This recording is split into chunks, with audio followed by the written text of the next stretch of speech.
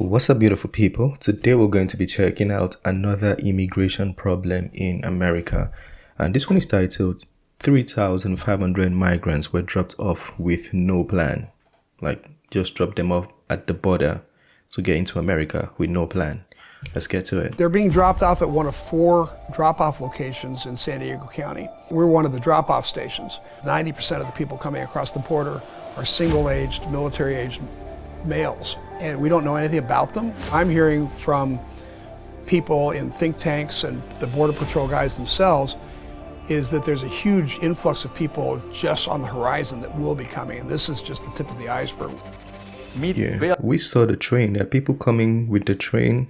I don't know if you guys saw the video. More people on the train coming. Bill Wells, the mayor of El Cajon in San Diego County, joined me in today's candid conversation as we explore the far-reaching implications of illegal immigration on small cities and the border landscape of California. At some point, the system breaks down and there's no longer any services available. You look at San Diego, because of the homeless crisis, our emergency rooms are already overrun. They're at capacity 24 hours a day with waiting times of 7, 8, 10 hours. Homeless shelters are completely full. Resources are stretched to the limits already. I'm Siamai Korami. Welcome to California Insider. Bill, it's great to have you on. Welcome. Thank you. Thanks for having me. We want to talk to you about an issue that's affecting us in California.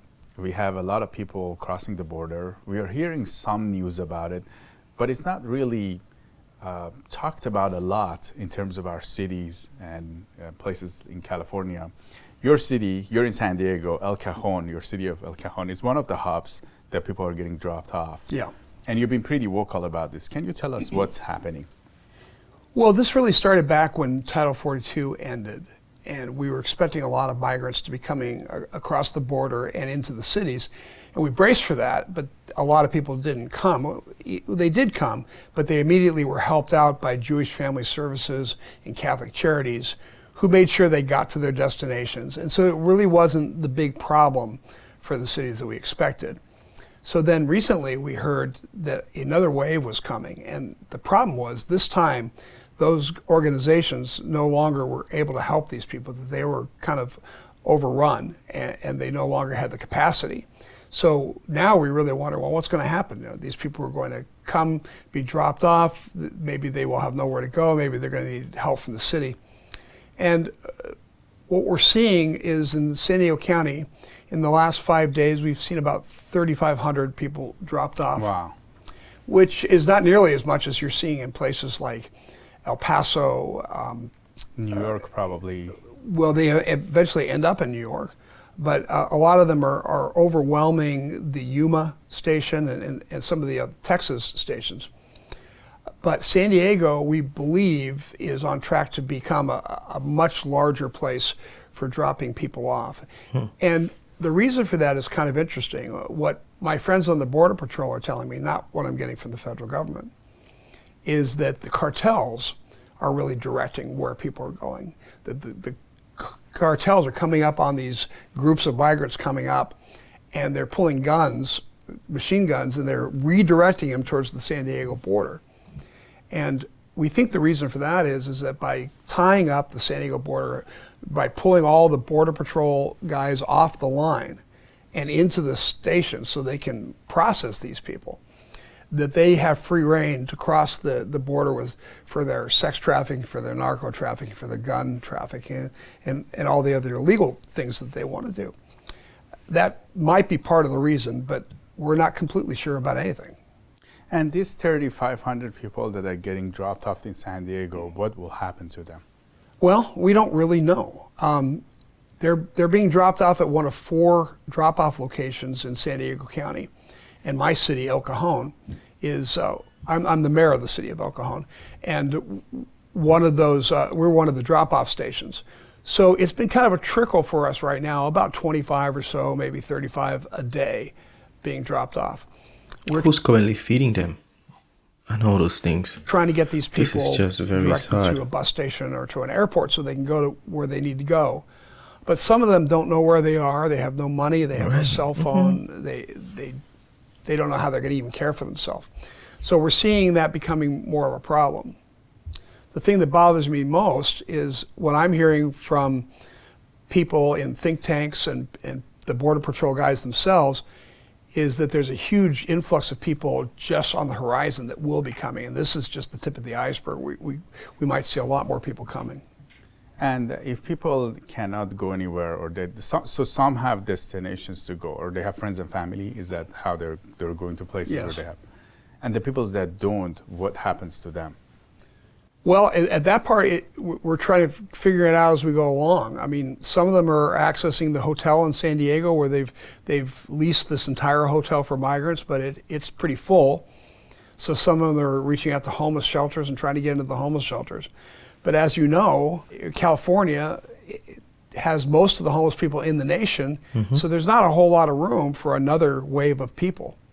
You would think that somebody from the federal government is talking to our office and saying, hey, we've got these people, they're coming, here's what we're going to do, here's the plan.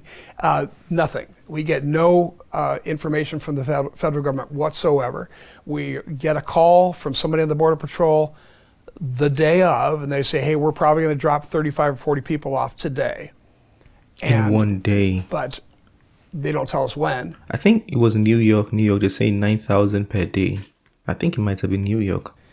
And by the way, in San Ysidro Chicago. border crossing, that trolley station, and at Oceanside, they're getting like 500 people a day. So they're getting a much worse number of people than we are. But I know it's the same for them. There's no direction. There's no funding from the federal government. There's no plan from the federal government. There's no even acknowledging from the federal government that this is happening. Yeah, and most people don't know about this, right? Most people, some people have watched the news about it, but a lot of people still don't know that this is happening.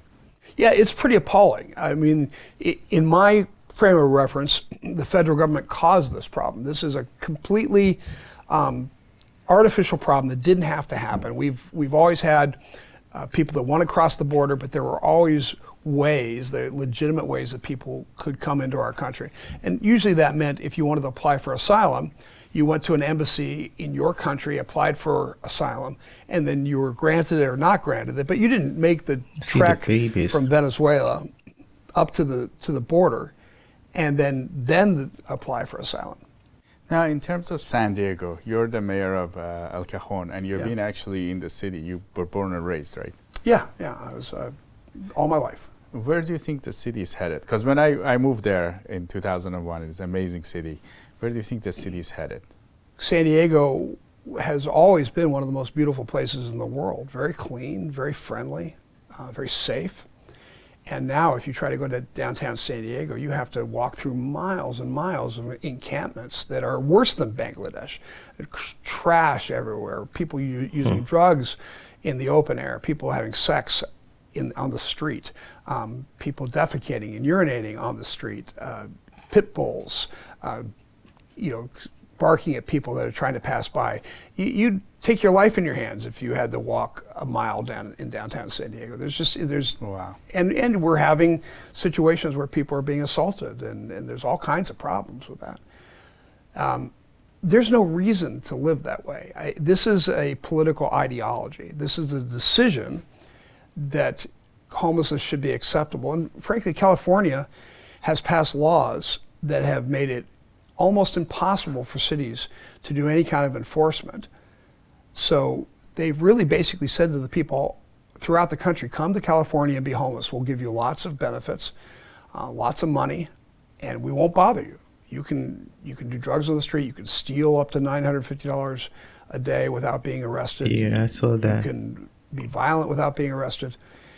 And I think California has become a much, much worse place. And you can... I think a video by Candice Owen, she said, if you're still living in California at this point, that is completely your fault. By now you should have left.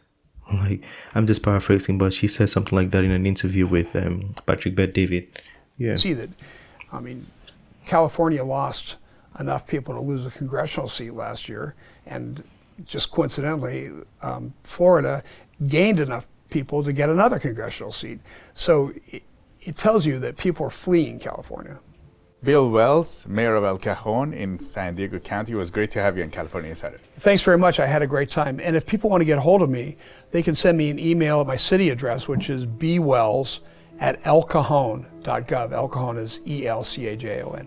And I would love to hear from anybody that wanted to talk to me or give me their ideas or tell me why I'm completely wrong. That's fine. I'm open to discussion. That's good. That's how every leader should be. Yeah, because you can't, figure everything out by yourself. Talk to your people and maybe they have solutions. Well, that was an interesting one. I don't know how they're going to solve this because it doesn't look like it's going to stop anytime soon.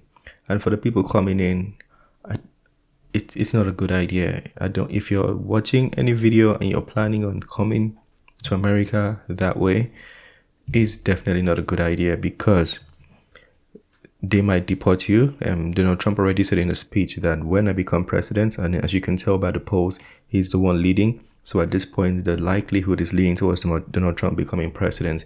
So if he becomes president, he says he's going to have the highest deportation ever in U.S. history. And he's talking about these people coming in illegally. So already you might be a victim of that. And also when you're coming to these cities, you're overloading and overwhelming the people. The resources are not even sufficient for the people in the city. Then you that is coming in, who's going to take care of you? So it's something you should reconsider, reconsider before you do it. There are other countries you can try to get in legally the right way. That might be easier for you. So, do your research. It doesn't have to be through America by this means. This is the end of this video. Feel free to share your thoughts. If there's anything you want to add, correct, or critique, please do so in the comment section. That being said, smash the like button, subscribe, and I'll see you on the next one. Peace.